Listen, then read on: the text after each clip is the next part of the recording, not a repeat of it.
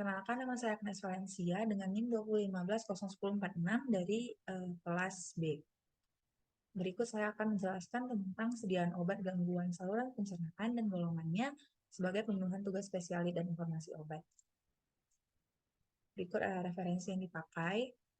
Dengan obat yang pertama itu omeprazol, golongan proton pump inhibitor. Jadi ini pabriknya dari Novel Pharma dengan komposisi omeprazol 20 mg per tablet. Golongan obatnya sendiri itu obat keras dengan indikasi untuk pengobatan jangka pendek untuk luka lambung dan luka duodenum yang terkait dengan penggunaan NSAID, lesi lambung dan duodenum, regimen eradikasi Helicobacter pylori, dan terapi pada sindrom Zollinger-Ellison. Kontraindikasinya sendiri adalah pasien dengan hipersensitivitas terhadap obat ini atau bahan tambahan dan penggunaan dengan nelfinavir. Efek sampingnya sendiri ada hipomagnesemia, lupus eritematosus kulit, SLE, fraktur terkait osteoporosis, polip kelenjar fundus, karsinoma, diare, batuk, ruam, dermatitis, dan pruritus. Ini adalah gambar obatnya dan nomor registrasi BPOM. Untuk dosisnya sendiri, dewasa disarankan dosis awalnya itu 1 tablet 2 kali sehari selama 1 minggu untuk terapi awal. Kemasannya itu dus 10 kali 10 tablet, seperti ini. Dan perhatian khususnya itu harus dengan resep dokter. Penggunaan pada wanita hamil, anak-anak, dan lansia harus diperhatikan dan dilakukan konsumsinya 30 menit sebelum makan. Loperamid HCl adalah obat keduanya. Jadi ini berfungsi untuk memperlambat peristaltik khusus pada penyakit diare. Berikut ada gambarnya dan nomor registrasi BPOM-nya. Pabriknya itu dari Ivars. Komposisinya loperamid HCl 2 mg per tablet dengan golongan obat keras. Indikasinya itu meredakan diare akut non-spesifik dan diare kronik dengan cara memperlambat gerak peristaltik yang ada pada usus halus sehingga air dalam feses lebih banyak diserap. Kontraindikasi, pasien dengan kondisi di mana gerak peristaltik dalam ususnya tidak boleh dihambat dan pada anak-anak di bawah 4 tahun. Efek sampingnya ada sembelit, kram perut, pusing, mengantuk, mual, muntah, dan mulut kering. Dosis dewasa awalnya 2 tablet, lalu 1 tablet setiap habis defekasi. Maksimalnya itu 8 tablet per hari.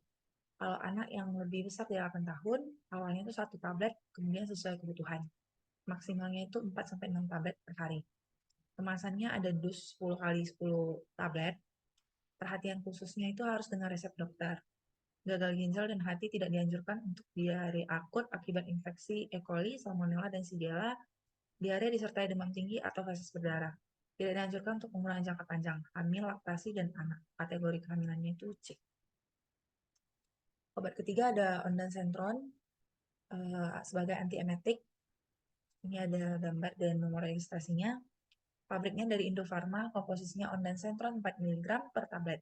Golongan obatnya keras juga. Indikasi penata laksanaan mual dan muntah karena kemoterapi dan radioterapi. Mual dan muntah pasca operasi. Kontraindikasi hipersensitivitas, sindrom QT panjang bawaan, penggunaan bersamaan dengan apomorfin.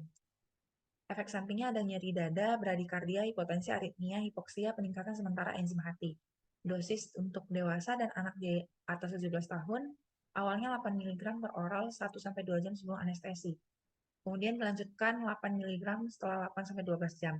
Kalau anak 4-11 tahun, 4 mg 30 menit sebelum kemoterapi.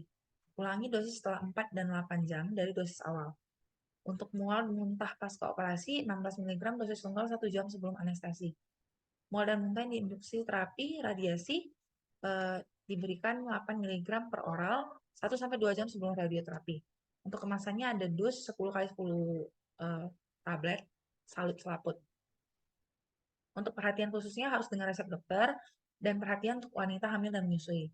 Hati-hati juga penggunaan pada pasien dengan kondisi yang dapat menyebabkan pemanjangan interval QT. Referensi yang digunakan itu ada buku ISO tahun 2019 dari penerbitan ISFI. Terima kasih. Semoga yang disampaikan dapat bermanfaat.